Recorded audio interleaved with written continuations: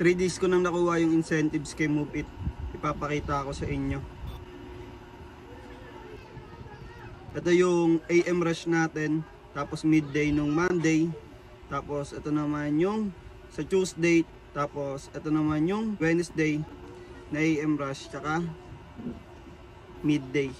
Actually, ngayon is goods din tayo, Thursday. Nakuha din naman natin siya. So, banggitin ko rin sa inyo, baka sakaling makatulong sa inyo para makuha din natin yung mga incentives ni Move It. Personally, ako is map dependent lang din ako. So, ibig sabihin mo, base lang din ako sa maps. Kung ano yung ituro, yun lang din yung susundin ko.